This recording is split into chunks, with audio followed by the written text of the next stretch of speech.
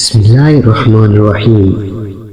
حافظ ابن کثیر عبداللہ بن اضافہ رضی اللہ تعالی عنہ کا واقعہ بیان کرتے ہیں کہ آپ کو رومی کافروں نے قید کر لیا اور اپنے بادشاہ کے پاس پہنچا دیا۔ بادشاہ نے جب آپ سے کہا کہ تم نصرانی بن جاؤ، میں تمہیں اپنے راج پاٹ میں شریک کر لیتا ہوں اور اپنی شہزادی کو تمہارے نکاح میں دیتا ہوں۔ عبداللہ بن اضافہ نے جواب دیا کہ آپ اپنی بادشاہت دے دیں اور تمام عرب کا راج بھی دے، اور یہ چاہیں کہ میں ایک آنکھ چپکنے کے برابر بھی اپنے دین محمدی صلی اللہ علیہ وآلہ وسلم سے پھر جاؤں تو یہ بھی ناممکن ہے۔ بادشاہ نے کہا کہ پھر تجھے قتل کر دوں گا۔ حضرت عبداللہ بن اضافہ رضی اللہ تعالیٰ عنہ نے جواب دیا کہ ہاں، یہ تجھے اختیار ہے۔ چنانچہ اس وقت بادشاہ نے حکم دیا اور انہیں صلیب پر چڑھا دیا، اور تیر اندازوں نے قریب سے بحکم بادشاہ ان کے ہاتھ پاؤں اور جسم کو چھیدنا شروع کر دیا۔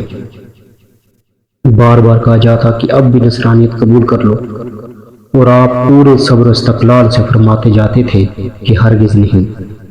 آخر بادشاہ نے حکم دیا کہ اسے سولی سے اتار لو اور پیتل کی بنی ہوئی دیگ خوب تپا کر آگ بنا لاؤ۔ چنانچہ وہ پیش ہوئی۔ بادشاہ نے ایک اور مسلمان قیدی کی بابت حکم دیا کہ اسے اس میں ڈال دو۔ اس وقت حضرت عبداللہ بن اضافہ رضی اللہ تعالیٰ عنہ کی موجودگی میں آپ کے دیکھتے ہوئے اس مسلمان قیدی کو اس میں ڈال دیا گیا۔ وہ صحابی اسی وقت جل کر راکھ ہو گیا، گوشت پوشت جل گیا اور ہڈیاں چمکنے لگی۔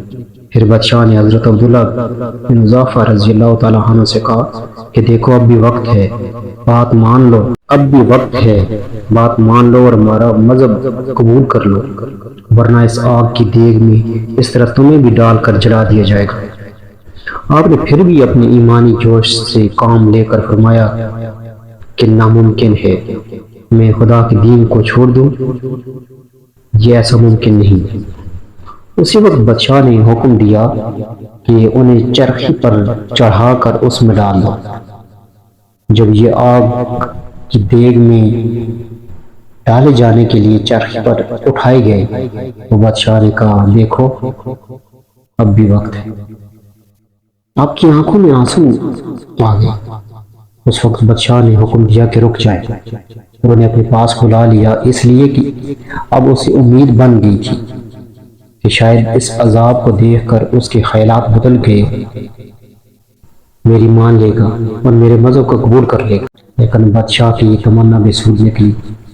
حضرت عبداللہ بن اضافہ نے فرمایا کہ میں صرف اس وجہ سے رویا تھا کہ آج ایک ہی جان ہے جسے راہ خدا میں اس عذاب کے ساتھ قربان کر رہا ہوں۔ کاش میری روئیں میں ایک ایک جان ہوتی تو آج سب جانے راہ خدا میں اس طرح ایک ایک کر کے فدا کر دیتا۔ بعض روایت میں آتا ہے کہ آپ کو قید خانے میں رکھا اور کھانا پینے بند کر دیا۔ کئی دن کے بعد شراب اور خنزیر کا گوشت بھیجا، لیکن آپ نے اس بھوک پر بھی اس کی طرف توجہ نہ فرمائی۔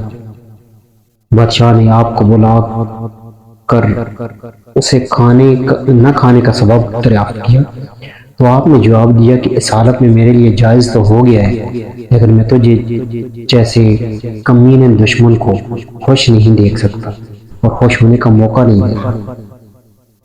اب بادشاہ نے کہا کہ اچھا، تم میرے سر کا بوسہ لے لو تو میں تمہیں اور تمہارے ساتھ جتنے بھی قیدی ہیں ان کو رہا کر دوں۔